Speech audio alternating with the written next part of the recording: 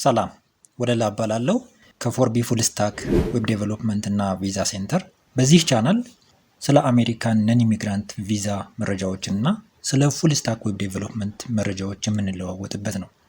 ስለዚህ በእነዚህ ሁለቱ ርዕሶች ላይ መረጃ ማግኘት የምትፈልጉ ከሆነ ቻናሉን ሰብስክራይብ በማድረግ ቪዲዮዎቹንም ላይክ በማድረግ ቤተሰብ ሁኑ።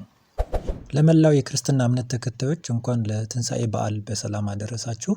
በዚህ ቪዲዮ 4 መሰረታዊ ሀሳቦች ከቨር እናደርጋለን። በመጀመሪያ የቪዛ ማመልከቻን ለማድረግ የሚያስፈልጉን ቅደም ተከተሎች ወይም ቅድመ ሁኔታዎች ስቴፕስ ምን እንደሆኑ ከቨር እናደርጋለን። ሁለተኛ የዚህ ሳምንት የኤምባሲው የቪዛ ማመልከቻ ዌብሳይት ላይ የተደረጉ ተጨማሪ ማሻሻያዎች ምን እንደሆኑ እናያቸዋለን። በሶስተኛ ደረጃ ስለ አጭር ቀጠሮ እናወራለን። በመጨረሻም የአጭር ቀጠሮ ተደራሽነት ምን ያህል እንደሆነም ከቨር እናደርገዋለን በዚህ ቪዲዮ ማለት ነው። ወደ መጀመሪያው ሀሳብ ስንመጣ የቪዛ ማመልከቻ ከመሙላታችን በፊት ቅድሚያ መጨረስ ያሉብን ነገሮች አሉ። የመጀመሪያው ስቴፕ የሚሆነው ዲኤስ 160 አፕሊኬሽን ፎርም መሙላት ነው። ለምንድን ነው ዲኤስ 160 አፕሊኬሽን ፎርም መሙላት የተጠበቀብን? የአፖይንትመንት ዌብሳይት ላይ ሄደን ለቪዛ ኢንተርቪው ቀጠሮ ለማስያዝ ማመልከቻው ስንሞላ ዲኤስ አፕሊኬሽን ሞልቼ ጨርሻለሁ፣ አሁን ለቪዛ ኢንተርቪው ማመልከቻ መሙላት እፈልጋለሁ ብለን ነው አፕሊኬሽኑን ምንሞላው እና ዲኤስ አይዲም ይጠይቀናል። ዲኤስ 160 አፕሊኬሽን ፎርም መጀመሪያ ካልሞላን ዲኤስ አይዲ አይኖረንም። ዲኤስ አይዲ ከሌለን ከአፖይንትመንት ዌብሳይቱ ጋር ሊንክ የምናደርገው አይዲ አይኖረንም ማለት ነው። ምክንያቱም የቪዛ ኢንተርቪው ዌብሳይት ዲኤስ አይዲ ስለሚፈልግ እንደ ቅድመ ሁኔታ። ስለዚህ አፖይንትመንት ማስያዝ ፈልግ ነበር ግን ከምን ልጀምር የሚል ሰው መጀመሪያ ማድረግ ያለበት ዲኤስ 160 አፕሊኬሽን ፎርም መሙላት ነው ያለበት። ምክንያቱም ዲኤስ አይዲ ሊኖረው ስለሚገባ። ነገር ግን ዲኤስ 160 አፕሊኬሽን ፎርም ረጅም ፎርም ነው። ሞልቶ መጨረስ ላይጠበቅበት ይችላል። ግን አትሊስት ዲኤስ 160 አፕሊኬሽን ፎርም መሙላት መጀመር እና የዲኤስ አይዲን መያዝ አስፈላጊ ነው። ምክንያቱም ዲኤስ አይዲ ከያዝን በኋላ የዲኤስ አፕሊኬሽን ፎርም አፕሊኬሽኑን ሪትሪቭ እያደረግን እየቀጠልን ሌላ ጊዜም ቀስ ብለን መጨረስ ስለምንችል፣ ነገር ግን ያን ለማድረግ ዲኤስ አይዲውን በአግባቡ መመዝገብ ያስፈልጋል። ሎጊን ስናደርግ የሚጠይቀን ሴኩሪቲ ኩዌሽኖች አሉ። እነዛን በአግባቡ መያዝ ያስፈልጋል። እነዛን መረጃዎች በአግባቡ እስከያዘን ድረስ ዲኤስ ማመልከቻ ባንጨርሰውም አትሊስት ጀምረ ነው አይዲውን ይዘን ወደ አፖይንትመንት መሄድ እንችላለን። የመጀመሪያው ስቴፕ ዲኤስ መጀመር ነው። ቀጣዩ ስቴፕ የሚሆነው ለቪዛ ኢንተርቪው ቀጠሮ ማስያዣው ዌብሳይት ላይ ማመልከቻ መሙላት ማለት ነው።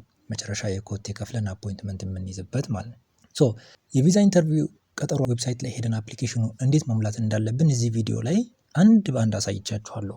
ይህን ቪዲዮ ስቴፕ ባይ ስቴፕ ብትከተሉ እስከ መጨረሻው ድረስ የመጨረሻ ኤምባሲ ስትገቡ ይዛችሁት የምትገባት ወረቀት ፕሪንት እስከ ማድረግ ድረስ ሙሉ በሙሉ ያዘጋጀሁት ቪዲዮ ስለሆነ ሙሉ ለሙሉ ከቨር የሚያደርግ ቪዲዮ ስለሆነ ይህን ቪዲዮ ከቻናሌ ተመልከቱት። በዚህ መልኩ አፖይንትመንታችሁን መያዝ ትችላላችሁ ማለት ነው። ሌላ ወደ ሁለተኛው ሀሳብ ስንሸጋገር በዚህ ሳምንት የዩኤስ ኤምባሲ ዌብሳይት ላይ የተደረጉ ማሻሻያዎች ናቸው። ከዚህ ቀደም ማሻሻያዎች አድርገው ነበረ። እነዛን ማሻሻያዎች ለእናንተ ማሻሻያዎቹ እንደተከናወኑ የዚህ ሳምንት ማሻሻያ በሚል አዘጋጅቼላችሁ ነበር ቪዲዮ። ያን ቪዲዮ ካላያችሁት ይሄ ቪዲዮ እዩት። ነገር ግን ይህን ቪዲዮ ከሰራሁላችሁ በኋላ ሌላ ተጨማሪ ማሻሻያ አካተው አምጥተዋል ማለት ነው። እንያቸው ያመጧቸው ማሻሻያዎች።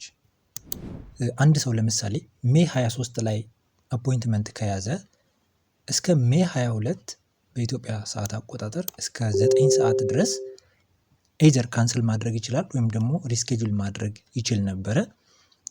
ነገር ግን ይህ ቆይታ ላይ ማሻሻያ አድርገዋል ማለት ነው።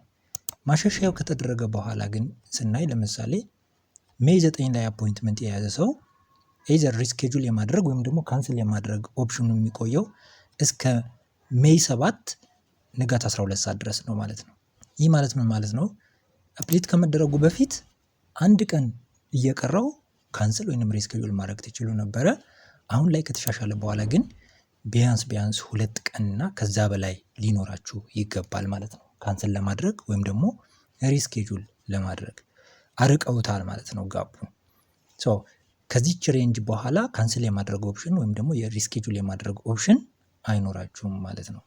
ስለዚህ ይሄ ወሳኝ ነው። ምክንያቱም አንድ አፕሊካንት አንድ አፖይንትመንት ከያዘ በኋላ አፖይንትመንቴ ካንስል አድርገዋለሁ ብሎ ሊያስብ ይችላል።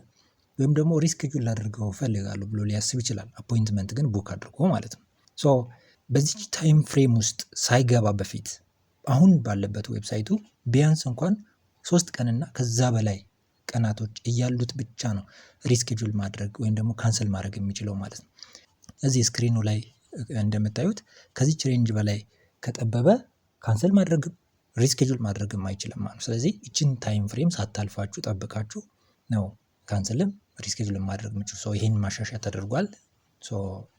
እንደ ድሮ እያሰባችሁ አንድ ቀን እስኪቀረው ድረስ ጠብቄም ቢሆን ካንሰል አደርጋለሁ ወይንም ሪስኬጁል አደርጋለሁ ብላችሁ እንዳትታለሉ እንድታውቁት በሚል ነው ይህን ቪዲዮ የሰራሁላችሁና ይችን ተጨማሪ ማሻሻያም ልነግራችሁ የፈለግኩት። በሶስተኛ ደረጃ ወደ ያዝኩላችሁ ወደ አጭር ቀጠሮ ስናመራ እንደምታውቁት የአጭር ቀጠሮ አገልግሎት ብዙዎች የሚጠቀሙት እኔ ጋ ያለ ብዙዎችም የተጠቀሙበት ሰርቪስ ነው። ስለዚህ ሰርቪስ በዚህ ቪዲዮ ላይ በደንብ አብራርቼ እነግራችኋለሁ። ይህን ሰርቪስ ብቻም ሳይሆን 3 የአጭር ቀጠሮ መያዣ መንገዶች ምን ምን እንደሆኑ ቪዲዮ ላይ በደንብ አብራርቼ ሰርቼዋለሁ። እዚህ ቪዲዮ ላይ ያለው በጠቅላላ ስለ አጭር ቀጠሮ ብቻ መረጃ ለእናንተ የሰጠሁበት ቪዲዮ ስለሆነ ይህን ቪዲዮ ካላያችሁ እዩት መጀመሪያ። ነገር ግን ይህን ቪዲዮ ያያችሁ ከሆናችሁ እዚያ ቪዲዮ ላይ ያላካተትኩት ተጨማሪ ሀሳብ አሁን በዚህ ቪዲዮ ሼር አድርጋችኋለሁ። የአጭር ቀጠሮ ተደራሽነቱ በተመለከተ እናውራ። የአጭር ቀጠሮ ብዙዎቻችሁ እንደምታስቡት እዚሁ ኢትዮጵያ ውስጥ ሆኖ አንድ ሰው አዲስ አበባ ያለው የዩኤስ ኤምባሲ ለኢንተርቪው ለመግባት ቀጠሮ ርቆብኛልና መቅረብ እፈልጋለሁ የሚለውን ብቻ ይሆናል እያሰባችሁ ያላችሁ። ነገር ግን የአጭር ቀጠሮ የተደራሽነቱ ኦልሞስት ዓለም አቀፍ ነው። አዲስ አበባ ላይ ያለ የዩኤስ ኤምባሲ ኢንተርቪው ለመግባት ብቻ አይደለም። ለምሳሌ እዚህ ጋር ባሳያችሁ ዩናይትድ አረብ ኤሚሬትስ ዩኤኢ ላይ ገብቶ አንድ ሰው ኢንተርቪው ለመደረግ ፈልጎ እዛ አፖይንትመንት ይዞ ነገር ግን ወረፋው ረዝሞበት ከሆነ ርቆበት ከሆነ ለፕሮግራሙ ለመድረስ ተቸግሮ ከሆነ እኔ ጋር ቢመጣ የአጭር ቀጠሮ አገልግሎት ማግኘት ይችላል ማለት ነው። ይሄ አንድ ሳምፕል ከዩናይትድ አረብ ኤሚሬትስ ከስተመሮቼ የተቀበልኩት አንድ ሳምፕል ነው። የኢታሊም ነበረኝ ቅርብ ጊዜ። በጠቅላላው ግን ስነግራችሁ የኮንሱሌት ሎኬሽን ዌብሳይቱ ላይ ያሉ ሀገራት በጠቅላላ እዚህ ጋር እንደምታዩት ማለት ነው። እነዚህ ሀገራቶች በጠቅላላ ከዩሮፕም እንደዚሁ ዩሮፕ ላይ ያለ ሀገራት በጠቅላላ